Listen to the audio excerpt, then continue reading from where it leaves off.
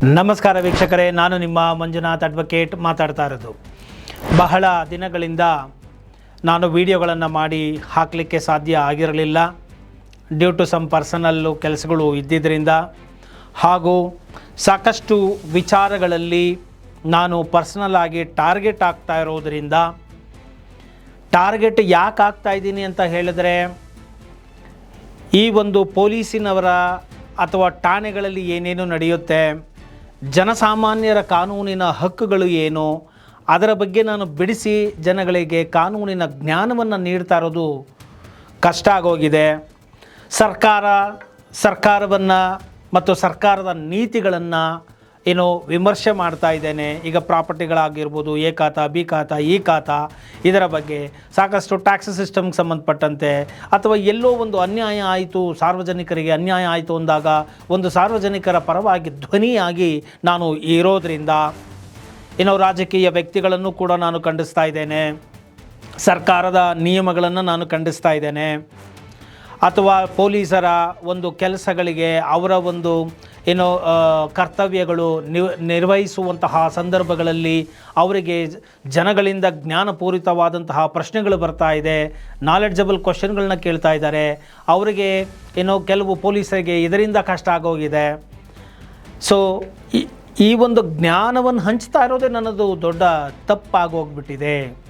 So ಸಮಾಜಕ್ಕೆ ಕಾನೂನಿನ ಜ್ಞಾನ ಬಹಳ ಅತ್ಯವಶ್ಯಕ. ಅವರ ಹಕ್ಕುಗಳನ್ನು ಎತ್ತಿ ಹಿಡಿಯೋದೇ ದೊಡ್ಡ ತಪ್ಪಾಗೋಗಿದೆ ನಂದು. ಸೊ ನಾನು ಜ್ಞಾನವನ್ನು ಕೊಡ್ತಾ ಇರೋದರಿಂದ ಸಾರ್ವಜನಿಕರಿಗೆ, ಸಾಮಾನ್ಯರಿಗೆ ಜ್ಞಾನ ಸಿಗ್ತಾ ಇದೆ. LLB ಓದ್ತಾ ಇರೋ ಸ್ಟೂಡೆಂಟ್ಗಳಿಗೆ ಜ್ಞಾನ ಸಿಗ್ತಾ ಇದೆ. ಮತ್ತು ದೀನ ದಲಿತರು ಪ್ರತಿಯೊಬ್ಬರಿಗೂ ಕೂಡ ಜ್ಞಾನವನ್ನು ಹಂಚ್ತಾ ಇದ್ದೇನೆ. ಸಮಾಜಕ್ಕೆ ಶೋಷಣೆಗೆ ಒಳಗಾದಂತಹ ವರ್ಗದವರಿಗೂ ಕೂಡ ಅವರ ಹಕ್ಕುಗಳು ಏನಿದೆ ಎಂಬುದನ್ನು ಕೂಡ ನಾನು ತಿಳಿಸಿಕೊಡ್ತಾ ಇದ್ದೇನೆ. ಒಂದು ಸರ್ಕಾರ ಮಾಡುವಂತಹ ಕೆಲಸವನ್ನು ನಾನು ಮಾಡ್ತಾ ಇದ್ದೇನೆ. ಕಾನೂನಿನ ತಿಳುವಳಿಕೆಯನ್ನು, ಜ್ಞಾನವನ್ನು ನನಗೆ ತಿಳಿದಷ್ಟು ಮಟ್ಟಿಗೆ ನಿಸ್ವಾರ್ಥವಾಗಿ ಯಾವುದೇ ಒಂದು ಸಬ್ಸ್ಕ್ರಿಪ್ಷನ್ ಫೀಸ್ ಅನ್ನೋದನ್ನು ಇಡದೇನೆ ನಾನು ಪುಕ್ಕಟ್ಟೆಯಾಗಿ ನನ್ನ ಒಂದು ಬಿಡುವಿನ ಸಂದರ್ಭಗಳಲ್ಲಿ ನಾನು ಮಾಹಿತಿಗಳನ್ನು ಹಂಚ್ತಾ ಬಂದಿದ್ದೇನೆ. ಕಳೆದ 4 ವರ್ಷಗಳಿಂದ ಸರಿಸುಮಾರು 600ಕ್ಕೂ ಹೆಚ್ಚು ವಿಡಿಯೋಗಳನ್ನು ನಾನು ಮಾಡಿ ಹಾಕಿದ್ದೇನೆ. ಅದರಲ್ಲಿ ಪ್ರಾಪರ್ಟಿ ರಿಲೇಟೆಡ್ಗೆ ಸಂಬಂಧಪಟ್ಟಂತೆ, ಫಿನಾನ್ಷಿಯಲ್ ರಿಲೇಟೆಡ್ಡು ಮತ್ತು family related, criminal related, police related, ಹೀಗೆ ಹಲವಾರು ಪ್ಲೇಲಿಸ್ಟ್ಗಳನ್ನು ನಾನು ಮಾಡಿದ್ದೇನೆ. ಅದರ ಮುಖಾಂತರ ನಾನು ಮಾಹಿತಿಗಳನ್ನು ಜನಗಳಿಗೆ ನೀಡ್ತಾ ಬಂದಿದ್ದೇನೆ. ಸೊ ಈ ಒಂದು ಯೂಟ್ಯೂಬ್ ಅನ್ನೋದು ಒಂದು ಇನ್ಫಾರ್ಮೇಟಿವ್ ಪ್ಲ್ಯಾಟ್ಫಾರ್ಮ್ ಆಗಿದೆ. ಅಂದರೆ ಮಾಹಿತಿಯನ್ನು ಕೊಡುವಂತಹ ಒಂದು ವೇದಿಕೆ. ಇದನ್ನು ಎಜುಕೇಷನ್ ಪರ್ಪಸ್ಗಾಗಿ ನಾನು ಮಾಡ್ತಾ ಇದ್ದೇನೆ. ಜನಗಳು ಎಜುಕೇಟ್ ಆಗಲಿ, ಅಕ್ಷರಸ್ಥರಾಗಲಿ ಎಂಬುವಂತಹ ಕಾರಣಕ್ಕಾಗಿ ನಾನು ಮಾಡ್ತಾ ಬಂದಿದ್ದೇನೆ. ಇತ್ತೀಚೆಗೆ ಕೋರ್ಟ್ಗಳಲ್ಲಿ ನಡೆಯುವಂತಹ ಏನಿದೆ ಪ್ರಾಸೆಸ್, ಏನಿದೆ ಪ್ರೊಸೀಡಿಂಗ್ಸ್ಗಳು ಏನಿದ್ದಾವೆ, ಅವುಗಳನ್ನು ಕೂಡ ಎಜುಕೇಷನ್ ಪರ್ಪಸ್ಗೋಸ್ಕರ ರಿಲೇ ಆಗ್ತಾ ಇದೆ. ಅಂಥದ್ರಲ್ಲಿ ನಾನು ಮಾಡಬಾರದ ತಪ್ಪು ಏನು ಮಾಡಿದ್ದೇನೆ? ನನ್ನ ನಿಸ್ವಾರ್ಥವಾಗಿ ನನ್ನ ಬಿಡುವಿನ ಸಂದರ್ಭಗಳಲ್ಲಿ ನಾನು ಜ್ಞಾನ ಹಂಚಿದ್ದೇ ತಪ್ಪ ಸಾರ್ವಜನಿಕರಿಗೆ? ಅಥವಾ ಜ್ಞಾನ ಕೊಡ್ತಾ ಇರೋದೇ ತಪ್ಪ? ನಾಲೆಡ್ಜ್ ಕೊಡ್ತಾ ಇರೋದೇ ತಪ್ಪ? ಮತ್ತು ಯಾವುದೇ ತರಹದ ಫೀಸ್ಗಳನ್ನು ಇಡದೆ, ಸಬ್ಸ್ಕ್ರಿಪ್ಷನ್ ಚಾರ್ಜಸ್ ಇಲ್ಲದೆ ನಿಸ್ವಾರ್ಥವಾಗಿ ನಾನು ಜನಗಳ ಒಳಿತಿಗಾಗಿ, ಅವರ ಜ್ಞಾನಾಭಿವೃದ್ಧಿಗಾಗಿ, ಅವರ ಹಕ್ಕುಗಳನ್ನು, ಕರ್ತವ್ಯಗಳನ್ನು ಎಚ್ಚರಿಸಲಿಕ್ಕಾಗಿ ನಾನು ಇದನ್ನು ಮಾಡ್ತಾ ಇರೋದೇ ತಪ್ಪ? ಅದಕ್ಕಾಗಿ ನಾನು ಎಲ್ಲ ಪೊಲೀಸ್ ಠಾಣೆಗಳಿಂದನೂ ಕೂಡ ನೋಡಿ, ಎಲ್ಲರೂ ಒಳ್ಳೆಯವರೇ ಅಂತ ಏನಿಲ್ಲ, ಎಲ್ಲರೂ ಕೆಟ್ಟವರು ಅಂತಲೂ ಏನಿಲ್ಲ. ಒಳ್ಳೆಯವರು ಇದ್ದಾರೆ, ಕೆಟ್ಟವರು ಇರ್ತಾರೆ. 100 ಜನದಲ್ಲಿ 90 ಜನ ನನ್ನ ಒಂದು ಕೆಲಸವನ್ನು ನೋಡಿ ಶ್ಲಾಘಿಸಿ ಬೇಷ್ ಅಂತ ಹೇಳಿ ಬೆನ್ನು ತಟ್ಟುವವರಿದ್ದಾರೆ. ಹಿರಿಯರು ಆಶೀರ್ವಾದ ಮಾಡೋರಿದ್ದಾರೆ, ಕಿರಿಯರು ಪ್ರೋತ್ಸಾಹ ಕೊಡೋರಿದ್ದಾರೆ. ಹುಮ್ಮಸ್ಸಿನಿಂದ ತಗೊಂಡು ಎಷ್ಟೋ ಜನ LLBಗಳಿಗೆ ಜಾಯ್ನ್ ಆಗಿದ್ದಾರೆ. ಪಾಠದ ರೀತಿಯಲ್ಲಿ ಈ ಮಾಹಿತಿಗಳನ್ನು ನಾನು ಹಂಚ್ತಾ ಬರ್ತಾ ಇದ್ದೇನೆ ಸಾರ್ವಜನಿಕರಿಗೆ. ಈ ರೀತಿಯಾಗಿ ಅವರು ಮಾಹಿತಿಗಳನ್ನ ತಗೊಂಡು ಅವರು ಕೂಡ ಕಾನೂನಿನ ಜ್ಞಾನವನ್ನು ಪಡ್ಕೊಂಡು ಬುದ್ಧಿವಂತರಾಗಿ ವ್ಯವಹಾರಗಳನ್ನು ನಡೆಸೋದಕ್ಕೆ ಅನುಕೂಲ ಆಗ್ತಾ ಇದೆ. ಇದು ತಪ್ಪ ಮಾಡ್ತಾ ಇರೋದು? ಈ ಇನ್ಫಾರ್ಮೇಷನ್ಗಳನ್ನು ನಾನು ಕೊಡ್ತಾ ಇದ್ದೇನೆ ಸಮಾಜದ ಧ್ವನಿಯಾಗಿ. ಯೂಟ್ಯೂಬಿನ ಮುಖಾಂತರ ಇದು ಇನ್ಫಾರ್ಮೇಷನ್ ಪ್ಲ್ಯಾಟ್ಫಾರ್ಮ್, ಅದರ ಮುಖಾಂತರ ಜ್ಞಾನವನ್ನು ಹಂಚ್ತಾ ಇದ್ದೇನೆ. ಇದು ತಪ್ಪ? ನೋಡಿ, ಅಡ್ವೊಕೇಟು ಆ್ಯಕ್ಟಲ್ಲಿ ನಾವು ಮಾಹಿತಿಗಳನ್ನು ಹಂಚಿಕೊಳ್ಳಬಹುದು, ಕ್ಲಾಸ್ಗಳನ್ನು ಕಂಡಕ್ಟ್ ಮಾಡಬಹುದು, ಒಂದು ಟ್ಯೂಷನ್, ಒಂದು ಪಾಠ ಹೇಳಿಕೊಡುವ ರೀತಿಯಲ್ಲಿ ನಾನು ಮಾಡ್ತಾ ಇದ್ದೇನೆ. ಯಾವುದೇ ಕಾನೂನನ್ನು ನಾನು ಉಲ್ಲಂಘಿಸಿಲ್ಲ. ಮತ್ತು ನನ್ನ ಕಚೇರಿ, ನನ್ನ ಆಫೀಸ್ ನಂಬರು, ನನ್ನ ಅಡ್ರೆಸ್ಸು ನಾನು ಕೊಟ್ಟಿರೋದು ಆ ಸ್ಕ್ರೀನ್ ಮೇಲೆ ಇರುತ್ತೆ. ಅದು ಯಾರಿಗೆ ಅತ್ಯವಶ್ಯಕತೆ ಇದ್ದವರು ಬಂದು ಭೇಟಿ ಮಾಡಬಹುದು. ಅದಕ್ಕಾಗಿ ಒಂದು ಮಾಹಿತಿ, ಒಂದು ವೆಬ್ಸೈಟಲ್ಲಿ ಅಡ್ವೊಕೇಟ್ ಆದವರು ತಮ್ಮ ಪ್ರೊಫೈಲ್ ಏನಿದೆ, ಅವರ ಕಾಂಟ್ಯಾಕ್ಟ್ ನಂಬರು, ಅವರ ಎಕ್ಸ್ಪರ್ಟೈಸು, ಅವರ ಆಫೀಸಿದು ಡೀಟೇಲ್ಸನ್ನು ಒಂದು ವೆಬ್ಸೈಟಲ್ಲಿ ಅವರು ಮಾಡಿ ಹಾಕೋಬಹುದು. ಅದೇ ಕೆಲಸವನ್ನು ನಾನು ಇಲ್ಲಿ ಮಾಡ್ತಾ ಇದ್ದೇನೆ, ಜ್ಞಾನವನ್ನು ಹಂಚ್ತಾ ಇದ್ದೇನೆ. ಒಂದು ನಂಬರು, ಆಫೀಸ್ ಅಡ್ರೆಸ್ಸು ನನ್ನ ಚಾನಲಲ್ಲಿ ಇದೆ. ಅದು ಅವಶ್ಯಕತೆ ಇದ್ದವರು ಭೇಟಿ ಮಾಡಲಿಕ್ಕಾಗಿ ಅಷ್ಟೇ ಹೊರತು ಎಲ್ಲೂ ಕೂಡ ನಾನು ಅಡ್ವರ್ಟೈಸ್ಮೆಂಟ್ಗಳನ್ನು ಮಾಡಿದ್ದಿಲ್ಲ. ಅಡ್ವರ್ಟೈಸ್ಮೆಂಟ್ ಅಂದ್ರೇನು? ಜಾಹೀರಾತು ಮಾಡೋದು. ಬೇರೆ ಯಾವುದೋ ಒಂದು ಪ್ರಾಡಕ್ಟನ್ನು ತೊಗೊಂಡು ಬಂದು, ಈಗ ಲಕ್ಸ್ ಪ್ರಾಡಕ್ಟನ್ನು ಅಡ್ವರ್ಟೈಸ್ಮೆಂಟ್ ಮಾಡೋದು, ಇದು ತಗೊಳ್ಳಿ ಚೆನ್ನಾಗಿದೆ, ಕೋಲ್ಗೇಟ್ ಪೇಸ್ಟು ಇದು ತಗೊಳ್ಳಿ ಚೆನ್ನಾಗಿದೆ ಅಂತ ಹೇಳಿ ಬ್ರ್ಯಾಂಡಿಂಗ್ ಮಾಡುವಂಥದ್ದು. ಅದು ಅಡ್ವರ್ಟೈಸ್ಮೆಂಟ್, ಜಾಹೀರಾತು ಮಾಡೋದು, ಪ್ರಮೋಟ್ ಮಾಡೋದು, ಅದನ್ನು ತಗೊಳ್ಳಿ, ಅದನ್ನು ಇನ್ಸಿಸ್ಟ್ ಮಾಡೋದು. This is best, Lux is best, Colgate is best compare to other products.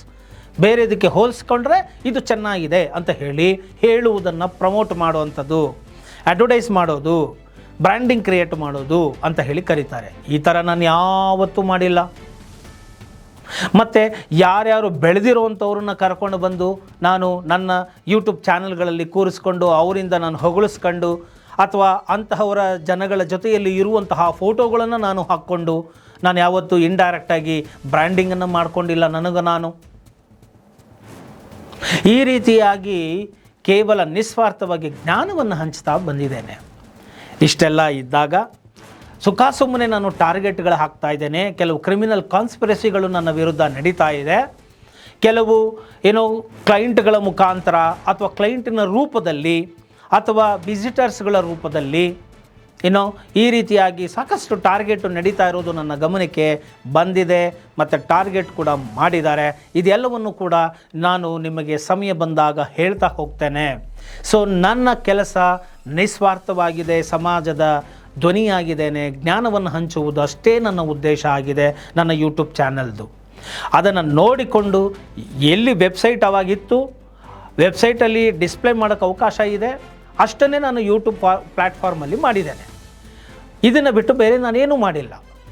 ಗ್ಲೋರಿಫಿಕೇಷನ್ ಮಾಡೋದು ಅಂದರೆ ತಮ್ಮಷ್ಟಕ್ಕೆ ತಾವೇ ಹೊಗಳಿಕೊಳ್ಳೋದು, ನಾನೇ ಬೆಸ್ಟ್ ಅಂತ ಹೇಳೋದು, ಸಾಲಿಸಿಟ್ ಮಾಡೋದು, ಪ್ರಮೋಷನ್ ಮಾಡಿಕೊಳ್ಳುವಂಥದ್ದು, ನಾನು ಎಲ್ಲರಿಗಿನ್ನ ತುಂಬ ಚೆನ್ನಾಗಿ ಇದ್ದೇನೆ, ಜ್ಞಾನವಂತನಾಗಿದ್ದೇನೆ, ಯಾರ ಹತ್ರನೂ ಹೋಗಬೇಡಿ, ನನ್ನ ಹತ್ರನೇ ಬನ್ನಿ, ನಿಮಗೆಲ್ಲ ಕೇಸ್ಗಳನ್ನು ಗೆದ್ದು ಕೊಟ್ಬಿಡ್ತೀನಿ ಅಂತ ನಾನು ಯಾವ ವಿಡಿಯೋಗಳಲ್ಲೂ ಹೇಳಿಲ್ಲ.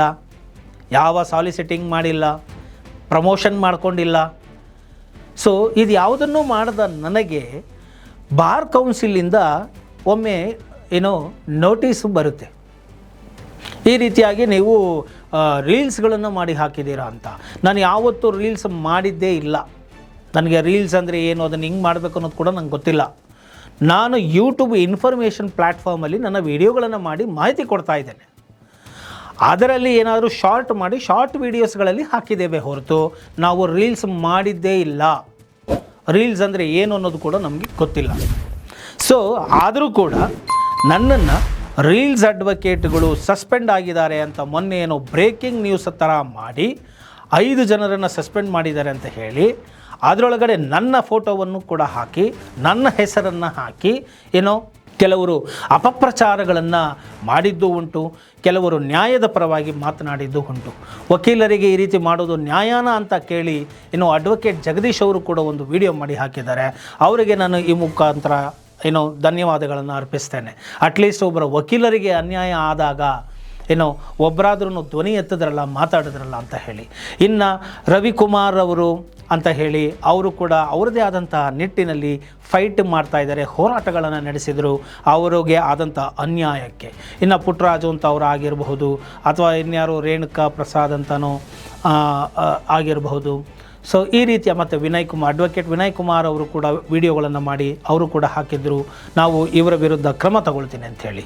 ನನಗೆ ಸ್ವಲ್ಪ ಸಂದಿಗ್ಧ ಪರಿಸ್ಥಿತಿಯಲ್ಲಿ ಇದ್ದಿದ್ದರಿಂದ ನಾನು ನನ್ನ ಉತ್ತರಗಳನ್ನು ನಾನು ಕೊಡೋದಕ್ಕೆ ಆಗಿರಲಿಲ್ಲ. ಸೊ ಇವತ್ತು ನಾನು ನನ್ನ ಕಡೆಯಿಂದ ಸ್ಪಷ್ಟನೆಯನ್ನು ಕೊಡ್ತಾ ಇದ್ದೇನೆ. ಈ ಒಂದು ರೀಲ್ಸ್ ಅಡ್ವೊಕೇಟ್ ಅಂತ ಹೇಳಿ ಯಾರು ಬ್ರ್ಯಾಂಡಿಂಗ್ ಮಾಡಿದ್ರು, ಯಾರು ಅಪಪ್ರಚಾರವನ್ನು ಮಾಡಿದರು, ಖಂಡಿತ ಇವರ ವಿರುದ್ಧ ಮಾನನಷ್ಟ ಮೊಕದ್ದಮೆಯನ್ನು ನಾನು ದಾಖಲು ಮಾಡ್ತೇನೆ, ಡಿಫಮೇಷನ್ ಕೇಸನ್ನು ಫೈಲ್ ಮಾಡ್ತೇನೆ. ಮತ್ತು ಇದು ಇವರಿಗೆ ಮಾಹಿತಿ ಕೊಟ್ಟವರು ಯಾರು ನಮಗೇ ಗೊತ್ತಿಲ್ಲದೆ ನಮಗೇ ನೋಟಿಸ್ ಕೊಡದೆ, ಕ್ಲಾರಿಟಿಯನ್ನು ಕೊಡದೆ, ಈಗ ಒಂದು ನೋಟಿಸನ್ನು ನನಗೆ ಮೊದಲು ಕೊಟ್ಟಿದ್ದರು, ಅದಕ್ಕೆ ನಾನು ಅದಕ್ಕೆ ರೆಸ್ಪಾನ್ಸ್ ಮಾಡಿದ್ದೆ. ಈ ರೀತಿಯಾಗಿ ನಾನು ಯಾವುದೇ ರೀತಿಯಾಗಿ ಅಡ್ವರ್ಟೈಸ್ಮೆಂಟ್ ಆಗಲಿ, ಸಾಲಿಸಿಟ್ ಆಗಲಿ ಏನೂ ಮಾಡ್ತಾಯಿಲ್ಲ. ಮತ್ತು ನಾನು ಕೇವಲ ಯೂಟ್ಯೂಬ್ ಚಾನಲ್ ಮಾಡ್ತಾಯಿದ್ದೀನಿ, ಮಾಹಿತಿ ಕೊಡ್ತಾಯಿದ್ದೀನಿ ಎಜುಕೇಷನ್ ಪರ್ಪಸ್ಗೆ.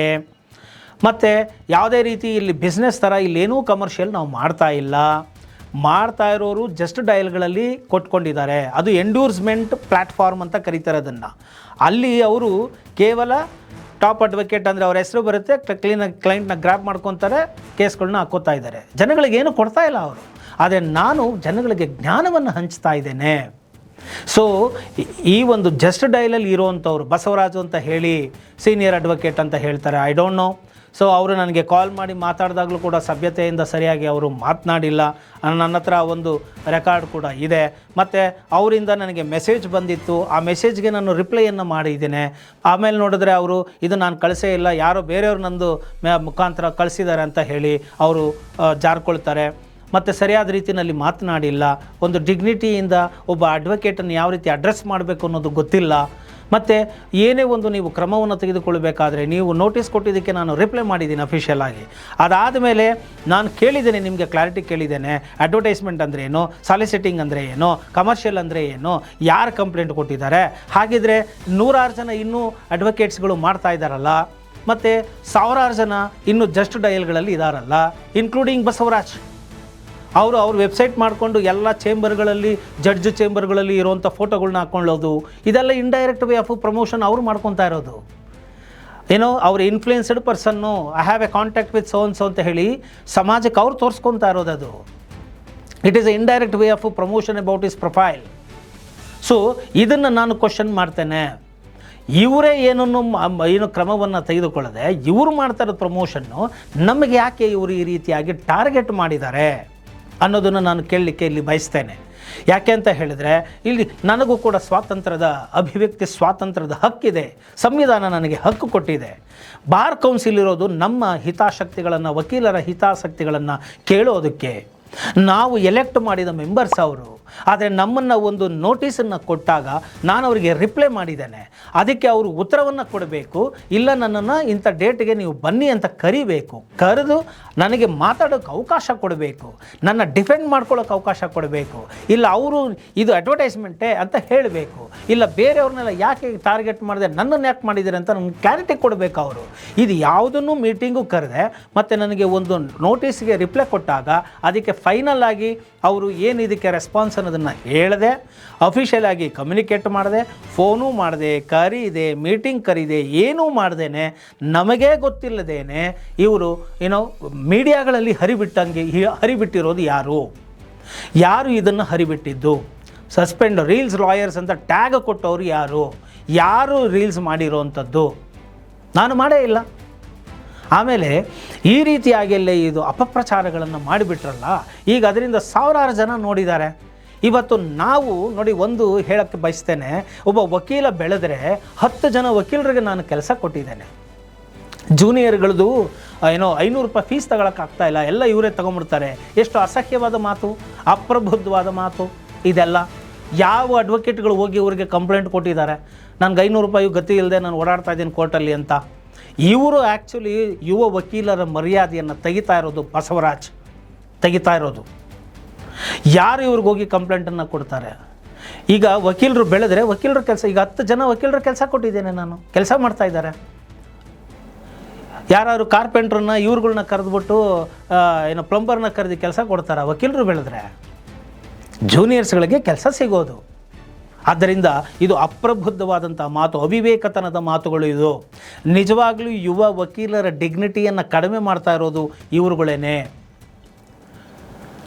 ಸೊ ಇವತ್ತು ಈ ರೀತಿಯಾಗಿ ಮಾತಾಡುವಂಥ ಬಾರ್ ಕೌನ್ಸಿಲ್ಲು ಯುವ ವಕೀಲರಿಗೆ ಎಷ್ಟು ಸ್ಟೈಫೆಂಡ್ಗಳನ್ನು ಕೊಡ್ತಾ ಇದ್ದಾರೆ, ಏನನ್ನು ನೋಡ್ಕೊಳ್ತಾ ಇದ್ದಾರೆ?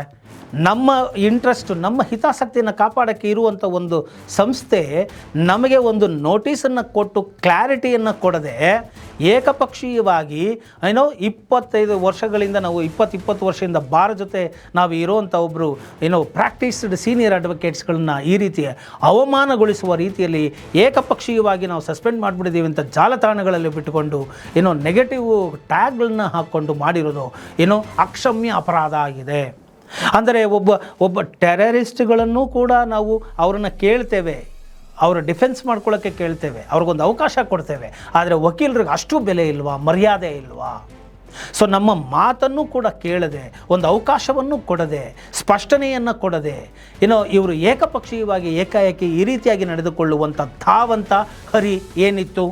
ಇದೇನು ಎಲೆಕ್ಷನ್ ಇವಾಗ ಬಾರ್ ಕೌನ್ಸಿಲ್ದ ನಡೀತಾ ಇದೆ, ಅದಕ್ಕೇನೋ ಯುವಕರನ್ನು ಸೆಳಿಬೇಕು ಅಂತನೋ ಇನ್ನೇನೋ ಮಾಡಬೇಕು ಅಂತನೋ ಅಥವಾ ಇನ್ನೇನೋ ಯಾವುದೋ ಒಂದು ಹೈ ಲೆವೆಲ್ ಪ್ರೆಷರ್ಗಳು ಇವ್ರುಗಳಿಗೆ ಇನ್ನೇನೋ ಇರುತ್ತೆ, ಅದಕ್ಕೋಸ್ಕರ ನಮ್ಮನ್ನು ಟಾರ್ಗೆಟ್ ಮಾಡಿದ್ರಾ ಇವರು? ಇದನ್ನು ನಾನು ಪ್ರಶ್ನೆ ಮಾಡ್ತೇನೆ. ಇದಕ್ಕೆ ನನಗೆ ಉತ್ತರ ಬೇಕಾಗಿದೆ ಇವಾಗ. ಯಾಕಂದರೆ ನಾನು ಒಬ್ಬ ಡಿಗ್ನಿಫೈಡ್ ಪರ್ಸನ್ ಆಗಿದ್ದೇನೆ, 106 ಕೇಸುಗಳನ್ನು ನಡೆಸ್ತಾ ಇರೋ ವಕೀಲ ಆಗಿದ್ದೇನೆ. ಇವರು ಏಕಾಏಕಿ ಹೀಗೆ ಮಾಡಿಬಿಟ್ರೆ ಇವತ್ತು ನಮ್ಮ ಹೊಟ್ಟೆ ಮೇಲೆ ಹೊಡೆದ್ರಲ್ಲ ಇವರು, ಇವತ್ತು ನಮ್ಮನ್ನು ಕೇಳೋರು ಯಾರು? ನೋಡಿ, ಈ ಕರ್ನಾಟಕ ಸ್ಟೇಟ್ ಬಾರ್ ಕೌನ್ಸಿಲ್ನವರು ನಾನು ಕಳಿಸಿರ್ತಕ್ಕಂಥ ರಿಪ್ಲೈ ನೋಟಿಸ್ಗೆ ಕ್ಲಾರಿಟಿಯನ್ನು ಕೊಡದೆ ಇದ್ದಾಗ, ಈ ರೀತಿಯಾಗಿ ಫೇಕ್ ನ್ಯೂಸ್ಗಳು ಸೋಷಿಯಲ್ ಮೀಡಿಯಾಯಿಂದ ಬಂದಾಗ, ಕ್ಲೈಂಟ್ಸ್ಗಳೆಲ್ಲ ಕಾಲ್ ಮಾಡಿ ನನಗೆ ಕೇಳಿದಾಗ ನಾನು ಇದೆಲ್ಲ ಫೇಕ್ ಅಂತ ಹೇಳಿ ನಾನು ಅದಕ್ಕೇನು ಆನ್ಸರ್ ಮಾಡೋಕ್ಕೆ ಹೋಗಿಲ್ಲ. ಯಾಕೆಂದರೆ ಒಬ್ಬ ಮೆಚ್ಯೂರ್ಡ್ ಅಡ್ವೊಕೇಟ್ ಆಗಿ ನಮಗೆ ಬಾರ್ ಕೌನ್ಸಿಲಿಂದ ನಮಗೆ ಬಂದರೆ ಮಾತ್ರ ನಾವು ಅದನ್ನು ಪರಿಗಣಿಸಿ ಅದಕ್ಕೆ ನಾವು ಉತ್ತರವನ್ನು ಕೊಡಬಹುದು. ನಮಗೆ ಯಾವುದೇ ಸಸ್ಪೆನ್ಷನ್ ಆರ್ಡರ್ ಇವತ್ತವರೆಗೂ ಬಂದಿಲ್ಲ. ಯಾವುದೇ ರೀತಿಯಾಗಿ ನಾವು ನೋಟಿಸನ್ನೇ ತಗೊಳ್ಳದೆ, ಸಸ್ಪೆನ್ಷನ್ ಆರ್ಡ್ರ್ ತಗೊಳ್ಳದೆ ನಾವು ಯಾಕೆ ಹೇಗೆ ಅದಕ್ಕೆ ನಾವು ರಿಯಾಕ್ಟ್ ಮಾಡಬೇಕು? ಆದ್ದರಿಂದ ನಾನು ರಿಯಾಕ್ಟ್ ಮಾಡಿರಲಿಲ್ಲ. ಈಗ ಮೊನ್ನೆ ಬಾರ್ ಕೌನ್ಸಿಲಿಂದ ಪ್ರೆಸಿಡೆಂಟ್ ಅವರು ಮಾತನಾಡಿದ್ದಾರೆ, ಅದರಲ್ಲೂ ಕೂಡ ಸ್ಪಷ್ಟನೆ ಇಲ್ಲ. ನಾವು ಇಂಥ ಸೋನ್ಸು ಡೇಟಲ್ಲಿ ಸಸ್ಪೆಂಡ್ ಮಾಡಿದ್ವಿ ಅಂತ ಅಲ್ಲಿ ಕ್ಲಿಯರಾಗಿ ಹೇಳ್ತಾ ಇಲ್ಲ. ಸಸ್ಪೆಂಡ್ ಮಾಡಿದರೆ ನಮಗೆ ಸಸ್ಪೆನ್ಷನ್ ಲೆಟ್ರೇ ಕೊಡದೆ, ನಮಗೆ ತಿಳಿಸದೆ, ಒಂದು ಅವಕಾಶನೂ ಕೊಡದೆ ಮಾಡಿರ್ತಕ್ಕಂಥ ಇಂಥ ಸಸ್ಪೆನ್ಷನ್ನ ನಾವು ಏನಂತ ಕರಿಬೇಕು? ಇದು ನಿಜವಾಗ್ಲೂ ನ್ಯಾಯನಾ? ಇತರರ ನ್ಯಾಯಕ್ಕಾಗಿ ಹೋರಾಟ ಮಾಡೋ ನಮಗೆ ಆದಂಥ ದೊಡ್ಡ ಅನ್ಯಾಯ ಅಲ್ವಾ ಇದು? ಇದಕ್ಕೆ ಬಾರ್ ಕೌನ್ಸಿಲ್ ಏನು ಕ್ರಮ ತಗೊಂಡಿದೆ ಅಂಥವ್ರ ಮೇಲೆ ಅನ್ನೋದು ನನಗೆ ಬೇಕೇ ಬೇಕು. ಎರಡನೇದಾಗಿ ಇವರು ಸಸ್ಪೆನ್ಷನ್ನ ಇವರೇ ಮಾಡಿದ್ದೀನಿ ಅಂತ ಸರಿಯಾಗಿ ಕ್ಲಾರಿಟಿಯಾಗಿ ಹೇಳಿಲ್ಲ. ಜೊತೆಗೆ ಲಾಸ್ಟಲ್ಲಿ ಹೇಳ್ತಾರೆ, ಬಂದು ಒಂದಿಬ್ಬರು ರಿಟರ್ನ್ಗಳು ಕೊಟ್ಟಿದ್ದಾರೆ, ಇನ್ನೊಬ್ಬರು ಓರಲಾಗಿ ಹೇಳಿದ್ದಾರೆ. ಸೊ ನಾವು ಅದನ್ನು ರಿವೋಕ್ ಮಾಡ್ತಾಯಿದ್ದೀವಿ, ಸಸ್ಪೆನ್ಷನನ್ನು ಒಂದು ಸೌಹಾರ್ದಯುತವಾಗಿ ಹೋಗಬೇಕು ಅಂತ ಹೇಳ್ತಾರೆ. ನಾನಂತೂ ಇವರಿಗೆ ಯಾವುದೇ ರೀತಿ ಸಾರಿ ಕೇಳಿಲ್ಲ, ಕ್ಷಮೆ ಕೇಳಿಲ್ಲ. ಯಾಕಂದರೆ ನನಗೆ ಗೊತ್ತೇ ಇಲ್ಲ. ನನಗೆ ಲೆಟ್ರ್ ಅಫಿಷಿಯಲ್ ಆಗಿ ಬರದೆ ನೀವು ಸಸ್ಪೆಂಡ್ ಮಾಡಿದ್ದೀವಿ ನಿಮ್ಮನ್ನ ಅಂತ ಬರ್ದೇನೆ ನಾವು ಅದಕ್ಕೆ ಆನ್ಸರ್ ಮಾಡೋಕ್ಕೆ ಹೋಗಲ್ಲ, ರಿಪ್ಲೈ ಮಾಡೋಕ್ಕೆ ಹೋಗಲ್ಲ. Because I am well matured advocate. ಎಲ್ಲಿ ಯಾವಾಗ ಏನು ಎಷ್ಟು ಮಾತಾಡಬೇಕು ಅನ್ನೋದು ನನಗೆ ಗೊತ್ತಿದೆ. ಸೊ ನನಗೆ ಬರದೇ ಇದ್ಮೇಲೆ ಅಫಿಷಿಯಲ್ ಆಗಿ ಮಾಹಿತಿ ನಾನು ಯಾಕೆ ಅದಕ್ಕೆ ಆನ್ಸರ್ ಮಾಡಲಿ? ಸೊ ಮೀಟಿಂಗ್ಗಳಿಗೆ ಹೋದಾಗ ಜೂನಿಯರ್ಸ್ ಅಟೆಂಡ್ ಮಾಡಿದ್ದಾರೆ. ಸೊ ನಾನು ಯಾವುದೇ ರೀತಿ ಕ್ಷಮೆ ನಾನು ಕೇಳಿಲ್ಲ. ನಾನು ಯಾವುದೇ ತರಹದ ತಪ್ಪು ಮಾಡದೇ ಇದ್ಮೇಲೆ ಕ್ಷಮೆ ಕೇಳುವ ಪ್ರಸಂಗನೇ ಇಲ್ಲ. ನನಗೆ ಬಾರ್ ಕೌನ್ಸಿಲಿಂದ ಕ್ಲಾರಿಟಿ ಕೊಡಲಿ. ಮೊದಲು ಅಡ್ವರ್ಟೈಸ್ಮೆಂಟ್ ಅಂದರೆ ಏನು, ಸಾಲಿಸಿಟ್ ಅಂದರೆ ಏನು, ಕಮರ್ಷಿಯಲ್ ಅಂದರೆ ಏನು, ಅವರು ನನಗೆ ಕ್ಲಾರಿಟಿಯನ್ನು ಕೊಡಲಿ. ನಾನು ಅದಕ್ಕೆ ಎಕ್ಸ್ಪ್ಲನೇಷನನ್ನು ಕೊಡ್ತೇನೆ. ನಾನು ವೆಬ್ಸೈಟಲ್ಲಿ ಹಾಕ್ಕೊಳ್ಳೋದಕ್ಕೆ ಏನು ಕೋರ್ಟಿಗೆ ಆಲ್ರೆಡಿ ಹೈಕೋರ್ಟು ಅನುಮತಿ ಕೊಟ್ಟಿದೆಯೋ ಅಷ್ಟನ್ನೇ ನಾನು ಇನ್ಫಾರ್ಮೇಷನ್ ಪ್ಲ್ಯಾಟ್ಫಾರ್ಮ್ ಆಗಿರೋ ಯೂಟ್ಯೂಬಲ್ಲಿ ನಾನು ಕೊಟ್ಟಿದ್ದೇನೆ. ಇಲ್ಲಿ ಯಾವುದೇ ರೀತಿ ಗ್ಲೋರಿಫಿಕೇಷನ್ನು ನನ್ನನ್ನು ನಾನು ಮಾಡಿಕೊಂಡಿಲ್ಲ. ಯಾರನ್ನು ನನ್ನ ಹತ್ರ ಬಂದು ಭೇಟಿ ಮಾಡಿ ನಾನೊಬ್ಬನೇ ಗ್ರೇಟು ಅಂತ ನಾನು ಎಲ್ಲೂ ಹೇಳಿಲ್ಲ. ಈ ಸ್ಪಷ್ಟನೆಯನ್ನು ನಾನು ಕೊಡ್ತಾ ಇದ್ದೇನೆ. ಸೊ ಹೀಗೆ ಇವರಿವರೇ ಸಸ್ಪೆಂಡ್ ಮಾಡ್ತಾರೆ, ಇವರಿವರೇ ಬ್ರ್ಯಾಂಡಿಂಗ್ ಮಾಡಿ ಫೇಕಾಗಿ ಬ್ರ್ಯಾಂಡ್ ಮಾಡ್ತಾರೆ ರೀಲ್ಸ್ ಅಡ್ವೊಕೇಟ್ ಅಂತ. ಆಮೇಲೆ ಇವರಿವರೇ ಅದನ್ನು ರಿವೋಕ್ಗಳನ್ನ ಮಾಡಿಬಿಡ್ತಾರೆ. ನೋಡಿ, ಎಂತಹ ಅರಿಬಿರಿಯಾದಂತಹ ಒಂದು ಕೆಲಸಗಳು ಬಾರ್ ಕೌನ್ಸಿಲಿಂದ ನಡೆದಿದೆ. ಸೊ ಇಂತಹ ಒಂದು ಫೇಕ್ ಮಾಡಿದಂಥವ್ರ ವಿರುದ್ಧ ಏನು ಕ್ರಮ ತೊಗೊಂಡ್ರು ಬಾರ್ ಕೌನ್ಸಿಲ್ ಅನ್ನೋದನ್ನು ನೋಡಬೇಕು. ಇಲ್ಲಾಂದರೆ ಯಾರ ಮೇಲೆ ಬೇಕಾದ್ರೂ ಕೂಡ ಫೇಕ್ಗಳನ್ನು ಮಾಡಿಕೊಂಡು ಓಡಾಡಿಸ್ಬಿಟ್ರೆ, ಈ ಥರ ಫೋಟೋಗಳನ್ನು ಹೆಸರುಗಳನ್ನು ದುರ್ಬಳಕೆ ಮಾಡಿಕೊಂಡ್ರೆ, ಅವ್ರನ್ನ ಅವಹೇಳನ ಮಾಡುವಂಥವ್ರಿಗೆ ನಿಜವಾದಂತಹ ಕಠೋರವಾದಂತಹ ಶಿಕ್ಷೆಯನ್ನು ಕೊಡಬೇಕು. ಅವ್ರ ಮೇಲೆ ಶಿಸ್ತುಬದ್ಧ ಕ್ರಮ ತಗೋಬೇಕು. ಅವ್ರ ಮೇಲೆ ಕ್ರಿಮಿನಲ್ ಕೇಸನ್ನು ದಾಖಲು ಮಾಡಬೇಕು. ಮತ್ತು ನಮಗಾದಂತಹ ಒಂದು ಅವಮಾನಕ್ಕೆ ನಮಗೆ ಪರಿಹಾರವನ್ನು ಕೂಡ ಬಾರ್ ಕೌನ್ಸಿಲ್ಲು ಕೊಡಬೇಕು ಅನ್ನೋದನ್ನು ಕೂಡ ನಾನು ಇಲ್ಲಿ ಡಿಮ್ಯಾಂಡ್ ಮಾಡ್ತಾ ಇದ್ದೇನೆ. ಸೊ ಪ್ರತಿಯೊಬ್ಬ ವಕೀಲರುಗಳು ಕೂಡ ಒಂದು ಗೌರವವನ್ನು ಕೊಡಲಿ. 5 ಜನ ಏನಿದ್ದಾರೆ ಅವರೆಲ್ಲ ಸಮಾಜದ ಧ್ವನಿಯಾಗಿದ್ದಾರೆ. ಸೊ ಅವರು ಜ್ಞಾನವನ್ನು ಹಂಚಿದ್ದಾರೆ. ಸೊ ಅಂಥವ್ರಿಗೆ ಇಂತಹ ಶಿಕ್ಷೆ ಸಲ್ಲದು. ಏಕಪಕ್ಷೀಯವಾಗಿ ಅದರಲ್ಲೂ ಕೂಡ ಖಂಡನೀಯ ಅನ್ನೋದನ್ನು ನಾನು ಇಲ್ಲಿ ಹೇಳ್ತಾ ಇದಕ್ಕೆ ಪಾರ್ಟ್ 1 ಅಂತ ಇರುತ್ತೆ. ಇದ್ರ ಮೇಲೆ ಇನ್ನೇನಾದರೂ ಡೆವಲಪ್ಮೆಂಟ್ ಆದರೆ ಪಾರ್ಟ್ 2ನಲ್ಲಿ ಖಂಡಿತ ನಾನು ಮಾಡಿ ಹಾಕ್ತೇನೆ. ಸೊ ನಾವು ನಿಜವಾಗಿಯೂ ಯುವ ವಕೀಲರುಗಳನ್ನು ಹುರಿದುಂಬಿಸಿದ್ದೇವೆ, ಜ್ಞಾನವನ್ನು ಕೊಟ್ಟಿದ್ದೇವೆ. ಸಾವಿರಾರು LLB ಸ್ಟೂಡೆಂಟ್ಗಳು ನನ್ನ ಹತ್ರ ಮಾತಾಡಿದ್ದಾರೆ, LLBಗೆ ಜಾಯ್ನ್ ಆಗಿದ್ದಾರೆ, ಇನ್ಫಾರ್ಮೇಷನ್ನ ತೊಗೊಂಡು ಮೋಟಿವೇಶನ್ನ ತೊಗೊಂಡು ಮುಂದೆ ಬಂದಿದ್ದಾರೆ. ಸೊ 10 ಜನ ಯುವ ವಕೀಲರುಗಳಿಗೆ ಕೆಲಸವನ್ನು ಕೊಟ್ಟಿದ್ದೇನೆ. ಇಲ್ಲಿಂದ ವಕೀಲರಿಗೆ ಅನುಕೂಲ ಆಗ್ತಾ ಇದೆಯೇ ಹೊರತು ನಮ್ಮಿಂದ ಯಾವುದೇ ತರಹದ ದೋಷ ಎಳ್ಳಷ್ಟು ಕಿಂಚಿತ್ತೂ ಇಲ್ಲ ಅನ್ನೋದನ್ನು ಇಲ್ಲಿ ಮುಖಾಂತರ ನಾನು ಸಾರ್ವಜನಿಕರಿಗೆ ಸ್ಪಷ್ಟನೆಯನ್ನು ಕೊಡಬೇಕು ಅನ್ನೋ ಕಾರಣಕ್ಕೋಸ್ಕರ ಇದನ್ನು ಕೊಟ್ಟಿದ್ದೇನೆ. ಸೊ ಆ್ಯಸ್ ಯೂಶುವಲ್ ನಾನು ನಮ್ಮ ಕೆಲಸಗಳನ್ನು ಮುಂದುವರಿಸ್ತೇವೆ. ನಾವು ತಪ್ಪು ಮಾಡಿಲ್ಲ. ಬಾರ್ ಕೌನ್ಸಿಲ್ ಮಾಡಿರೋದನ್ನು ನಾವು ಸರಿಯಾದ ಫೋರಮಲ್ಲಿ ಇದನ್ನು ಚಾಲೆಂಜ್ ಕೂಡ ನಾವು ಮಾಡ್ತೇವೆ. ಪರಿಹಾರವನ್ನು ತೆಗೆದುಕೊಳ್ಳುವಂತಹ ಒಂದು ಕ್ರಮದ ಕಡೆ ನಾವು ಹೋಗ್ತೇವೆ ಅಂತ ಹೇಳ್ತಾ, ಇವತ್ತು ಬಾರ್ ಕೌನ್ಸಿಲ್ ಇರೋದು ನಮ್ಮ ಹಿತಾಸಕ್ತಿ ಕಾಪಾಡೋದಕ್ಕೆ. ಅಂಥದ್ರಲ್ಲಿ ಇವರು ಸ್ಟೈಫೆಂಡ್ ಕೊಡೋದಾಗಲಿ, ಎಷ್ಟು ಜನ ಯುವಕರುಗಳಿಗೆ ಇವರು ನೋಡ್ಕೊಂಡಿದ್ದಾರೆ, ಏನು ರಕ್ಷಣೆ ಕೊಡ್ತಾ ಇದ್ದಾರೆ ಇವ್ರುಗಳೆಲ್ಲ. ನಾವು ಕಷ್ಟಪಟ್ಟು ನಮ್ಮ ಜ್ಞಾನನ ಸಂಪಾದನೆ ಮಾಡಿಕೊಂಡು ಈವ್ನಿಂಗ್ ಕಾಲೇಜಲ್ಲಿ ನಾನು ಓದಿರೋದು. ಹಗಲು ರಾತ್ರಿ ಓದ್ಕೊಂಡು ಬೆಳಗ್ಗೆಲ್ಲ ಕೆಲಸ ಮಾಡಿ ರಾತ್ರಿ ಈವ್ನಿಂಗ್ ಕಾಲೇಜ್ಗೆ ಹೋಗಿ ಓದ್ಕೊಂಡು ಬಂದು ರಾತ್ರಿಯೆಲ್ಲ ಕೂತ್ಕೊಂಡು ಕ್ಯಾಂಡಲ್ ಹಚ್ಕೊಂಡು ಓದಿ ನಾವು ಡಿಗ್ರಿಗಳನ್ನ ಸಂಪಾದನೆ ಮಾಡಿ ಬಾರ್ ಕೌನ್ಸಿಲ್ ಮೆಂಬರ್ ಆಗಿ ಈಗ ನಾವು ಪ್ರಾಕ್ಟೀಸ್ಗಳನ್ನ ಮಾಡಿಕೊಂಡು ಇಷ್ಟು ನಮ್ಮ ಜ್ಞಾನವನ್ನು ಹಂಚಿ ಜನಗಳಿಗೆ ಅವರು ಇಷ್ಟಪಟ್ಟು ನಮ್ಮ ಹತ್ರ ಬರ್ತಾ ಇದ್ದಾರೆ. ಬಂದಾಗ ನಾವು ಅವರ ಸಮಸ್ಯೆಗಳನ್ನು ಆಲಿಸಿ ನ್ಯಾಯಕ್ಕಾಗಿ ಹೋರಾಟ ಮಾಡ್ತಾ ಇರ್ತಕ್ಕಂಥ ಒಬ್ಬ ವಕೀಲರುಗಳನ್ನು ಈ ರೀತಿಯಾಗಿ ಅವಮಾನ ಮಾಡೋದು ಎಷ್ಟರ ಮಟ್ಟಿಗೆ ಸರಿ? ಇಂತಹ ಒಂದು ಬಸವರಾಜು ಅಂತನ್ನೋರು, ಇಂತಹ ಅಪ್ರಬುದ್ಧರು ನಮ್ಮ ಒಂದು ಬಾರ್ ಕೌನ್ಸಿಲ್ಗೆ ಬೇಕಾ ಅನ್ನೋದನ್ನು ನಾನು ಪ್ರಶ್ನೆ ಮಾಡಲಿಕ್ಕೆ ಬಯಸ್ತೇನೆ. ಯಾಕೆ ನಾನು ಹೆಸರಿಡದೆ ಮಾತಾಡ್ತಾ ಇದ್ದೀನಿ ಅಂದರೆ, ಬಸವರಾಜವರು ನನಗೆ ಮೆಸೇಜ್ ಮಾಡಿದ್ದಾರೆ, ಕಾಲ್ ಮಾಡಿದ್ದಾರೆ, ನಾನು ರಿಪ್ಲೈ ಕೊಟ್ಟಿದ್ದೇನೆ ಅವ್ರಿಗೆ, ಅದಕ್ಕೆ ನನಗೆ ಉತ್ತರ ಕೊಟ್ಟಿಲ್ಲ. ಈ himself is taking initiation to do all this stuff. ಆದ್ದರಿಂದ ಇಂಥ ಒಂದು ಇವರು ಬೇಕಾ ನಮಗೆ?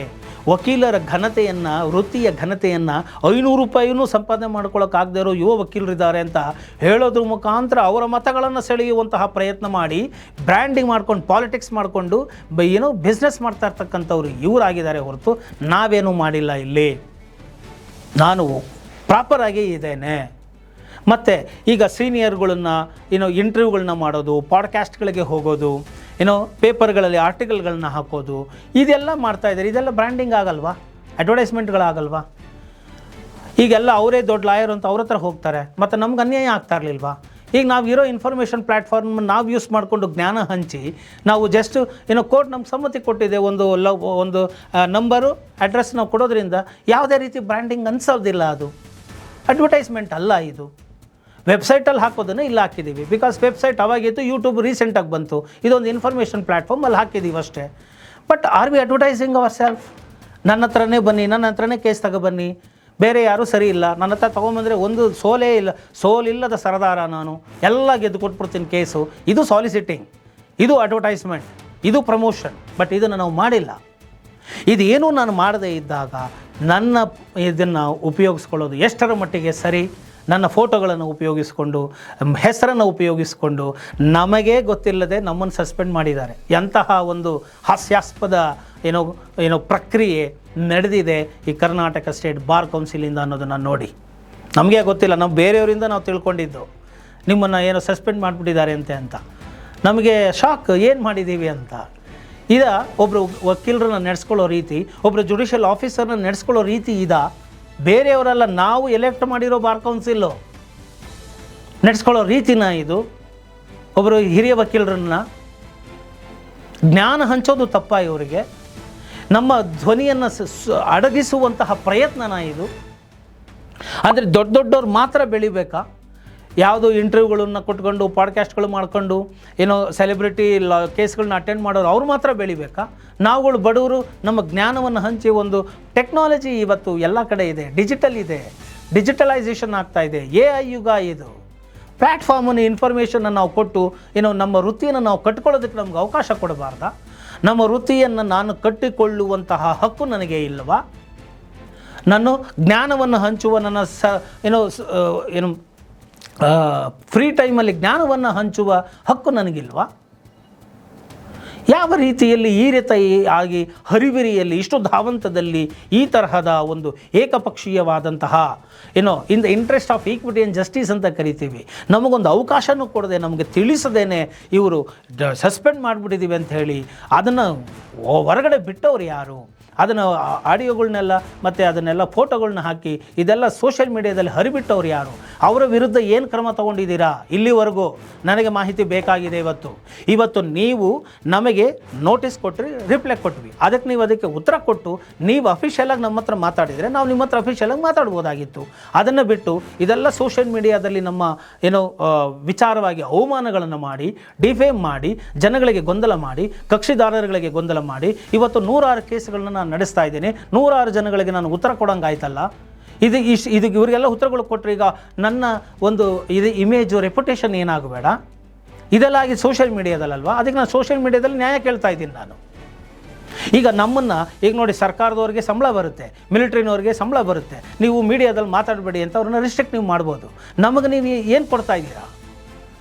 ನಮ್ಗೆ ಯಾಕೆ ರಿಸ್ಟ್ರಿಕ್ಟ್ ಮಾಡ್ತಾ ಇದ್ದೀರಾ? ನನಗೆ ಅವಮಾನ ಆದರೂ ನಾನು ಸುಮ್ಮನೆ ಇರಬೇಕಾ? ಸೋಷಿಯಲ್ ಮೀಡಿಯಾದಲ್ಲಿ ಮಾತಾಡಬಾರ್ದ ನಾನು? ಸೋಷಿಯಲ್ ಮೀಡಿಯಾಗೆ ಈ ವಿಷಯ ಹೆಂಗೋಯ್ತು? If it is only in the level of bar council, ಇದನ್ನು ನಾನು ಕೇಳ್ತಾ ಇದ್ದೀನಿ. ಇವಾಗ ಇದಕ್ಕೆ ನನಗೆ ಉತ್ತರ ಬೇಕಾಗಿದೆ. ಇವತ್ತು ನಾನು ಶ್ರಮಪಟ್ಟು ವರ್ಷಗಟ್ಟಲೆ ಬಡತನದಲ್ಲಿ ಓದಿ ಬೆಳೆದು ನಾವು ವಕೀಲರಾದವರು, ಇವತ್ತು ನಾವೇನೋ ಒಂದು ವೃತ್ತಿಯನ್ನು ಕಟ್ಟಿಕೊಂಡಾಗ ಈ ರೀತಿಯಾಗಿ ನೀವು ಮಾಡಿದ್ರೆ ಎಷ್ಟು ಮಟ್ಟಿಗೆ ಸರಿ? ಇವತ್ತು ನನ್ನನ್ನು ತುಳಿಯುವಂತಹ ಪ್ರಯತ್ನ ನಡೀತಾ ಇದೆ, ಬೇರೆ ಬೇರೆ ಆಯಾಮಗಳಲ್ಲಿ ನಡೀತಾ ಇದೆ, ನನ್ನ ಧ್ವನಿಯನ್ನು ಹತ್ತಿಕ್ಕುವಂತಹ ಪ್ರಯತ್ನ ಆಗ್ತಾ ಇದೆ, ನನ್ನ ಮೇಲೆ ಫಾಲ್ಸ್ ಅಕ್ವಿಸಿಷನ್ಗಳನ್ನು ಮಾಡುವಂತಹ ಒಂದು ಪ್ರಯತ್ನ ನಡೀತಾ ಇದೆ. ಇದೆಲ್ಲ ನಾನು ಮಾತನಾಡ್ತೇನೆ, ಎಲ್ಲ ಒಂದೇ ದಿನ ಮಾತಾಡೋಕ್ಕಾಗೋದಿಲ್ಲ. ಇದೆಲ್ಲ ನಡೀತಾ ಇದೆ, ಇದೆಲ್ಲ ತಪ್ಪು. ಮತ್ತು ನನ್ನನ್ನು ಮಾತಾಡಬೇಡಿ ಅಂತ ರಿಸ್ಟ್ರಿಕ್ಟ್ ಮಾಡೋ ಅಧಿಕಾರ ಬಾರ್ ಕೌನ್ಸಿಲ್ಗಿಲ್ಲ. ಸಂವಿಧಾನ ನನಗೆ ಕೊಟ್ಟಿದೆ ಫ್ರೀಡಮ್ ಆಫ್ ಸ್ಪೀಚು, ನಾನು ಅದನ್ನು ಉಪಯೋಗಿಸಿ ಮಾತನಾಡ್ತಾ ಇದ್ದೇನೆ. ಮತ್ತು ನಮಗೆ ತಿಳಿಸದೆ ಮಾಡಿರೋದು ಅಕ್ಷಮ್ಯ ಅಪರಾಧ ಆಗಿದೆ. ಇಂತಹ ಒಂದು ಬಾರ್ ಕೌನ್ಸಿಲಿನ ಒಂದು ಧಾರ್ಷ್ಟ್ಯತನ, ಇದರಲ್ಲಿ ಇನ್ವಾಲ್ವ್ ಆದಂಥವ್ರ ಬಗ್ಗೆ ತನಿಖೆ ನಡಿಬೇಕು. ಇವರ ಉದ್ದೇಶ ಏನಾಗಿತ್ತು ಅನ್ನೋದು ನಡಿಬೇಕು. ಮತ್ತು ಆ ಬಸವರಾಜನವರೇ ಜಸ್ಟ್ ಡಯಲಲ್ಲಿದ್ದಾರೆ. ನಾನು ಅದನ್ನು ಕೇಳಿದ್ದೀನಿ ರಿಪ್ಲೈನಲ್ಲಿ, ನೀವು ಜಸ್ಟ್ ಡಯಲಲ್ಲಿ ಇದ್ದೀರಾ. ಮದ್ರಾಸ್ ಹೈಕೋರ್ಟ್ ಮಾಡಿರೋ ತೀರ್ಮಾನದಲ್ಲಿ ಜಸ್ಟ್ ಡಯಲ್ ತೆಗಿಬೇಕು. ಅವರು ಪಾರ್ಟಿ, ಯೂಟ್ಯೂಬ್ ಅಲ್ಲ. YouTube platform, information platform. ನಾನು ಅದನ್ನು ಮಾಡ್ಕೊಂಡು ಬಂದಿರೋದು. ಜ್ಞಾನ ಹಂಚಿ ಜನ ಬರ್ತಾ ಇರೋದು ಇಷ್ಟಪಟ್ಟು ನಮ್ಮ ಹತ್ರ. ಇವ್ರು ಏನಿಲ್ಲ, ಫೇಮಸ್ ಅಡ್ವೊಕೇಟ್, ಆ ಅಡ್ವೊಕೇಟ್, ಈ ಅಡ್ವೊಕೇಟ್ ಅಂತ ಕೀವರ್ಡ್ ಹಾಕಿದ್ರೆ SEO ಮಾಡಿಕೊಂಡು ಜಸ್ಟ್ ಡಯಲಲ್ಲಿ ಹಾಕ್ಕೊಂಡು ಇವರು ವೆಬ್ಸೈಟ್ಗಳು ಮಾಡಿಕೊಂಡು ಪ್ರಮೋಷನ್ ಮಾಡ್ತಾ ಇರೋದು ಇವರು. ಫಸ್ಟ್ ಇವರನ್ನು ಬ್ಯಾನ್ ಮಾಡಬೇಕು, ಇವ್ರನ್ನ ನೀವು ಸಸ್ಪೆಂಡ್ ಮಾಡಬೇಕು. ನಾನು ಆಗ್ರಹಿಸ್ತೀನಿ ಈ ಮುಖಾಂತರ. ಇರಲಿ, ನನಗೆ ಕೆಲವೆಲ್ಲ ಅನ್ಯಾಯಗಳಾಗಿದೆ ತುಂಬ, ನಾನೆಲ್ಲ ಕೇಳ್ತೇನೆ. ಅಡ್ವೊಕೇಟ್ ಅಸೋಸಿಯೇಷನ್ಗೂ ಸಾಕಷ್ಟು ಕಂಪ್ಲೇಂಟ್ ಕೊಟ್ಟಿದ್ದೀನಿ. ವಿವೇಕ್ ಸುಬ್ಬಾರೆಡ್ಡಿ ಪ್ರೆಸಿಡೆಂಟ್ ಅವ್ರಿಗೆ ಕಂಪ್ಲೇಂಟ್ ಕೊಟ್ಟಿದ್ದೀನಿ. ಯಾವುದೇ ರೀತಿಯಾಗಿ ಪಾಸಿಟಿವ್ ಆಗಿ ನನಗೆ ರೆಸ್ಪಾನ್ಸ್ ಬರ್ತಾ ಇಲ್ಲ. ಯಾಕೆ? ಬೆಳೆಯೋರು ಕಂಡ್ರೆ ಉರ್ಕೊಳ್ಳೋರೇ ಜಾಸ್ತಿನಾ? ಒಬ್ಬರು ವಕೀಲರು ಬೆಳೆದರೆ ಈ ರೀತಿಯೂ ಬೆಳಿಬೋದು. ವಕೀಲರಾಗಿ ಈ ರೀತಿ 100 ಜನಕ್ಕೆ ಕೆಲಸಗಳನ್ನು ಕೊಡಬಹುದು, ಈ ರೀತಿ ಬೆಳಿಬೋದು ಅನ್ನೋದು ಒಂದು ಇನ್ಸ್ಪಿರೇಷನ್ ಆಗಿ ತೊಗೊಂಡು ಬೆಳಿಬೇಕಲ್ವಾ? ಯುವ ವಕೀಲರುಗಳಿಗೆ ಅವ್ರಿಗೇನು ಸೀನಿಯರ್ ಆಫೀಸ್ಗಳಲ್ಲಿ ಕೆಲಸ ಮಾಡಿದ್ರೆ ಅವರಿಗೆ ಸಂಬಳ ಸಿಗೋದಿಲ್ವಾ? ಯಾರು ಇವ್ರ ಹತ್ರ ಹೋಗಿದ್ರು ಹೇಳ್ಕೊಂಡು 500 ರೂಪಾಯಿ ನಂಗೆ ಸಿಗ್ತಾ ಇಲ್ಲ, ನನಗೆ ಜೀವನ ಮಾಡೋಕ್ಕಾಯ್ತಾ ಇಲ್ಲ ಇವ್ರು ವೀಡಿಯೋ ಮಾಡೋದ್ರಿಂದ ಅಂತೇಳಿ. ಹಾಗಿದ್ರೆ ದೊಡ್ಡವ್ರ ಹೆಸರುಗಳೇ ಯಾಕೆ ಬರ್ತಾ ಇದೆ ಎಲ್ಲ? ಇವತ್ತು ನಮ್ಮಲ್ಲಿ ನನಗೆ ಬೇಕೀಗ ಬಾರ್ ಕೌನ್ಸಿಲಲ್ಲಿ ಎಷ್ಟು ಜನ ಎನ್ರೋಲ್ಮೆಂಟ್ ಆಗಿದ್ದಾರೆ, ಎಷ್ಟು ಜನ ಸಕ್ಸಸ್ ಆಗಿದ್ದಾರೆ, ಪರ್ಸಂಟೇಜ್ ಏನು? ಪಾಪ ಅವರು ಜೀವನ ಕಟ್ಕೊಳ್ಳೋದು ಹೇಗೆ? ಯಾವುದೇ ವೃತ್ತಿಯಲ್ಲಿ ಇಲ್ಲದ್ದು ಈ ವೃತ್ತಿಗೆ ಮಾತ್ರ ಯಾಕೆ ನಿರ್ಬಂಧ? ಇದು ನೋಬೆಲ್ ಪ್ರೊಫೆಷನ್ ಅಂತ ಹೇಳ್ತಿರಲ್ಲ, ಬೇರೆ ಪ್ರೊಫೆಷನಲ್ಲ ನೋಬೆಲ್ ಅಲ್ಲ ಅಂತ ಡಿಕ್ಲೇರ್ ಮಾಡೋ ಶಕ್ತಿ ಇದೆಯಾ ನಿಮಗೆ? ಯಾರಿಗೂ ಇಲ್ದಿರೋ ನಿರ್ಬಂಧ ನಮಗೆ ಯಾಕೆ? ಒಂದು ಸರ್ಟನ್ ಸ್ಟ್ಯಾಂಡರ್ಡ್ ಡಿಗ್ನಿಟಿನ ಮೇಂಟೈನ್ ಮಾಡೋದಕ್ಕೆ ಒಂದು ಮಾನದಂಡ ಕೊಟ್ಟಿದ್ದೀರಾ ಆಲ್ರೆಡಿ, ಅದನ್ನು ಫಾಲೋ ಮಾಡ್ತಾ ಇದ್ದೀವಿ. ಇದೆಲ್ಲ ಏನಕ್ಕೆ ಮಾಡ್ತಾ ಇದ್ದೀರಾ? ರೀಲ್ಸ್ ಏನು, ಶಾರ್ಟ್ಸ್ ಏನು, ಯೂಟ್ಯೂಬ್ ಏನು ಅನ್ನೋದು ನಾಲೆಡ್ಜೇ ಇಲ್ಲದೆ, ಬೇಸಿಕ್ ನಾಲೆಡ್ಜೇ ಇಲ್ಲದೆ ಮಾಡೋದು ಹೇಗೆ? ಇದನ್ನು ನಾನು ಪ್ರಶ್ನೆ ಮಾಡಬೇಕು ಅಂತ ಹೇಳಿ ಇವತ್ತು ವಿಡಿಯೋವನ್ನು ಮಾಡಿ ಹಾಕಿದ್ದೇನೆ. ನಮಗೂ ನೋವಾಗಿದೆ. ನಾವು ಬಡತನದಲ್ಲಿ ವೃತ್ತಿಯನ್ನು ಕಟ್ಟಿಕೊಂಡವರು, ನ್ಯಾಯವಾಗಿ ನಡೀತಾ ಇರೋರು. ಇವತ್ತು ನನ್ನ ಮೇಲೆ ಸಾಕಷ್ಟು ದೌರ್ಜನ್ಯಗಳಾಗ್ತಾ ಇದೆ. ಆದರೂ ನಾನು ನನ್ನ ಸಾರ್ವಜನಿಕರ ಮೇಲೆ ನಂಬಿಕೆ ಇಟ್ಟಿದ್ದೇನೆ. ಇಷ್ಟು ವರ್ಷ ನಾನು ಜ್ಞಾನವನ್ನು ಹಂಚಿದ್ದೇನೆ. ನನಗೆ ಕಷ್ಟ ಕಾಲದಲ್ಲಿ ಅವರು ನನ್ನ ಜೊತೆಯಲ್ಲಿ ನಿಲ್ತಾರೆ ಅನ್ನೋದನ್ನು ನಾನು ನಂಬಿದ್ದೇನೆ. ಆ ನಂಬಿಕೆ ನೀವು ಹುಸಿ ಮಾಡಲ್ಲ ಅಂತಲೂ ನಾನು ನಂಬಿದ್ದೇನೆ. ಸೊ ಈ ಬಾರ್ ಕೌನ್ಸಿಲ್ ಮಾಡಿರೋ ತೀರ್ಮಾನ ಸರಿ ಇದೆಯಾ, ತಪ್ಪಿದೆಯಾ? ತಪ್ಪಿದರೆ ಏನು? ಮತ್ತು ಏನಕ್ಕೆ ಪ್ರಶ್ನೆ ಮಾಡಬೇಕು, ನಿಮ್ಮ ಅಭಿಪ್ರಾಯಗಳೇನು, ನಿಮ್ಮ ಕಾಮೆಂಟ್ ಏನು ಅನ್ನೋದನ್ನು ಮರೆಯದ ಹಾಗೆ ತಿಳಿಸಿ. ಇದು ಫ್ರೀಡಮ್ ಆಫ್ ಸ್ಪೀಚ್ನ ಉಪಯೋಗಿಸ್ಕೊಳ್ಳಿ. ನಿಮ್ಮ ಕಾಮೆಂಟ್ಗಳನ್ನು ತಿಳಿಸಿ. ನಾವು ನಿಮ್ಮ ಸಮಾಜಕ್ಕೆ ಧ್ವನಿಯಾಗಿದ್ದೇನೆ. ನನ್ನ ಧ್ವನಿಯನ್ನು ಅಡಗಿಸುವ ಪ್ರಯತ್ನ ಆಗ್ತಾ ಇದೆ. ನನ್ನ ಧ್ವನಿ ನಿಲ್ಲಬಾರದು, ವಿಡಿಯೋಗಳು ಬರಬೇಕು, ಸಮಾಜಕ್ಕೆ ಜ್ಞಾನ ಪಸರಿಸಬೇಕು ಅನ್ನೋದಾದರೆ ಮರೆಯದ ಹಾಗೆ ಈ ವಿಡಿಯೋಗಳನ್ನು ಪ್ರತಿಯೊಬ್ಬರಿಗೂ ಶೇರ್ ಮಾಡಿ, ಕಾಮೆಂಟ್ ಮಾಡಿಸಿ, ಅವರ ಅಭಿಪ್ರಾಯಗಳನ್ನು ತಿಳಿಸಿ. ಒಗ್ಗಟ್ಟಿನಲ್ಲಿ ಬಲ ಇದೆ. ಒಬ್ಬರೇ ನಿಂತರೆ ಏನಾಗಲ್ಲ. ಇವತ್ತು ನಿಷ್ಕಲ್ಮಶವಾಗಿ ಮಾಡುವ ನಮ್ಮಂಥವ್ರಿಗೆ ಎಷ್ಟು ದೌರ್ಜನ್ಯ ಆದಾಗ ನೀವು ಸಪೋರ್ಟ್ ಮಾಡಲಿಲ್ಲ, ಮಾತಾಡಲಿಲ್ಲ, ಕಾಮೆಂಟ್ ಮಾಡಲಿಲ್ಲ, ನಿಮ್ಮ ಅಭಿಪ್ರಾಯ ಕೊಡಲಿಲ್ಲ ಅಂತ ಹೇಳಿದ್ರೆ ನಮಗೂ ಎಲ್ಲೋ ಒಂದು ಕಡೆ ಬರುತ್ತೆ, ಈ ಸಮಾಜಕ್ಕೆ ಒಳ್ಳೆಯದು ಮಾಡೋರು ಬೇಕಿಲ್ಲ. ಸುಮ್ಮನೆ ಕಾಟಾಚಾರ ಮಾಡ್ಕೊಂಡು ಓಡಾಡೋರನ್ನ, ಕಾಮಿಡಿಗಳನ್ನ ಮಾಡ್ಕೊಂಡು ಓಡಾಡೋರನ್ನ ಹೀರೋಗಳನ್ನು ಮಾಡಿ ಇವರು ಇಡ್ತಾರೆ ಹೊರತು ನಿಜವಾಗಿಯೂ ಜ್ಞಾನ ಕೊಟ್ಟು ನಿಮ್ಮ ಕಷ್ಟಗಳನ್ನು ಪರಿಹರಿಸಿಕೊಳ್ಳುವ ಶಕ್ತಿಯನ್ನು ಕೊಡುವಂಥವ್ರನ್ನ ಇವರು ಪ್ರೋತ್ಸಾಹಿಸಲ್ಲ ಅಂತ ಹೇಳಿ ಸಮಾಜ ಈ ರೀತಿ ಇದೆ ಅಂತ ಹೇಳಿ ಅವರು ಸುಮ್ಮನಾಗಿ ಬಿಡ್ತಾರೆ. ಆಗ ನೀವು ಒಂದು ಒಳ್ಳೆ ವಾಯ್ಸನ್ನು ಕಳ್ಕೊಳ್ತೀರಾ.